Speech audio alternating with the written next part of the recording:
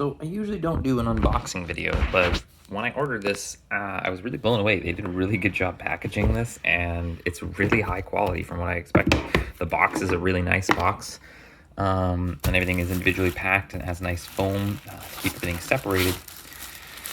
And overall, it looks like a really nice build quality. Not only is the unit, this is a pretty heavy piece right here. I wish I had a scale nearby so I could weigh it for you, but it's a pretty good, nice, heavy-duty capacitor set. It comes with a nice little plug for your car with a nice heavy gauge wire there, so it can actually charge and push current through it. You obviously get your instruction manual. This tells you everything you probably ever need to know, which thankfully it's very short. So I'll just span over that, so if there's any of this you don't know, just pause.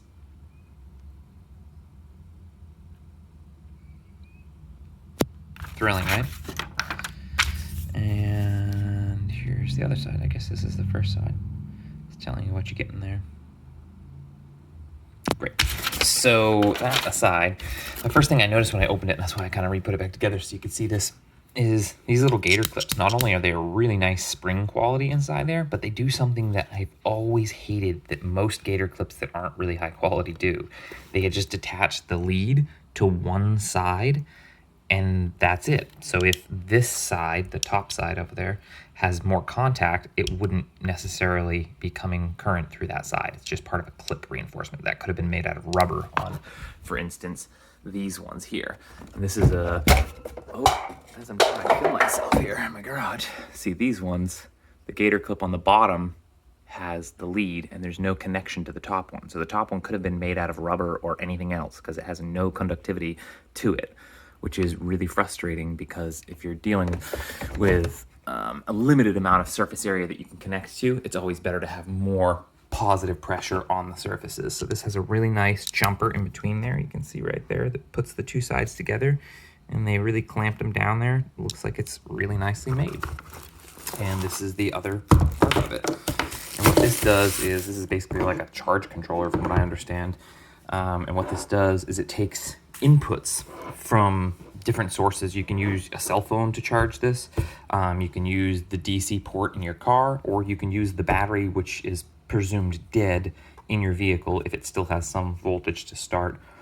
And not to start, but if there's some capacity left in the battery, typically the vehicle won't be able to start when the voltage drops too low and the amperage load is too high for the starting function, but there's still energy in the battery. It just can't discharge it at the rate needed for the vehicle to start. And that's where the capacitor comes into play. For folks who are familiar with like car audio systems, capacitors become like that great equalizer of the load. So if there's a big need all at once, the capacitors, which are full, can then fill that need without having any turbulence in the voltage or drop in the voltage. And that's basically what a power grid does as well. But this is a great overland or off-road option because there are alternatives to this where you can get lithium ion jumpers that look similar to this, and they have these kind of plugs, but the C rating on those types of batteries isn't really made to be putting that much amperage out that quickly, so they typically don't last that long because the charge cycles are so extreme. You fill it and then you completely discharge it all at once for the most part. And for the battery pack itself, it can be dangerous. Not only that, the heat from the environment which you keep this can degrade lithium ion. They're very sensitive to heat. And obviously, if you were out in the middle of nowhere, a set of jumper cables obviously can't do you anything unless someone else is there to jump you.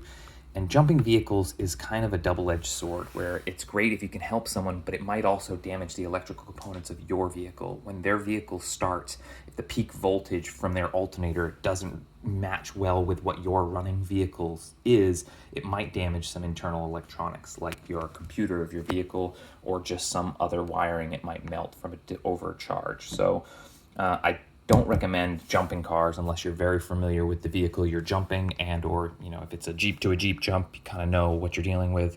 But if you're trying to jump a truck, which might have more of an amperage draw, that could cause a problem, or you might damage your own battery by drawing too much from it all at once, which if the battery isn't performing well, the vehicle might not run well either. Your ignition cycle might be interrupted because of that. So this is a capacitor. There is no battery in this at all. There's nothing that you can really hurt. Capacitors last tens of thousands of cycles, usually between 10 and 20,000 cycles. So obviously, never going to be able to use this for its full life. So for the rest of my life, I will be able to inevitably jump any diesels, I think up to 3.6 liters, and any petroleum-based engines up to 5 liters, which is a fairly large engine for my consideration. I run a Jeep, which is only a 3.6 liter petroleum-based engine. So this could very easily jump that. It supplies 700 amps of cranking power to the drive. So basically how it works is if you have a phone or the DC plug in your vehicle, so if it's raining out and you need to be jumped, you can actually sit in your vehicle and plug these two together. It has a little cord here, which is actually a really nice connector and some really high gauge, 8 gauge wire. You basically pop open this here, plug this cord into it, and use this to turn it on. There's obviously read the instructions on how to do it, and then plug in your source, to which you're going to slowly charge up the capacitors. So they allow you to fill it up like a balloon, and then they can bang, let it all out at once, much like a balloon. And that's how you jumpstart your vehicle. And this is really great, again, because you don't have to leave it charged. It actually doesn't stay charged. The capacitors lose their capacitance over time just from the way that they are, the way they're made. So this is pretty much a solid state jumper that you can use anywhere you go. You can jump any typical car or truck up to a certain size with pretty good ease. But all in all, it's a great build quality. It's pretty heavy duty. It feels heavy in the hand. It feels like it's nicely made. And like I said, it was packaged very, very well. And they used obviously the proper gauging for the wires. Very impressed. I can't wait to try it out and see how well it works. But luckily my new Jeep has a dinging noise because I actually leave the doors on it, whereas my old one, I never had the doors on. So I had to jump it all the time because I would leave the lights on and not know because I took the fuse out. But again, this is a great thing to have in your possession. Typically jumper cables that are decent quality at least are going to cost you $20 or $30 anyway. I think this is $100 right now on Amazon. They had it on sale. It might be like 125 or something like that, but even still, it's a great dollar value for what it is, because it isolates you from the jumping situation. If you're doing it for someone else, it doesn't hurt your vehicle. B, it's something that lasts much longer than these kind of crappy battery packs. This one's already pretty much dead. It can't jump anything, not even a car anymore. I think it's maybe 5 years old or 4 years old, and that's a lead acid battery that's inside it, so it's not, very practical for long term, and it's large and it has a chemical in it which is dangerous.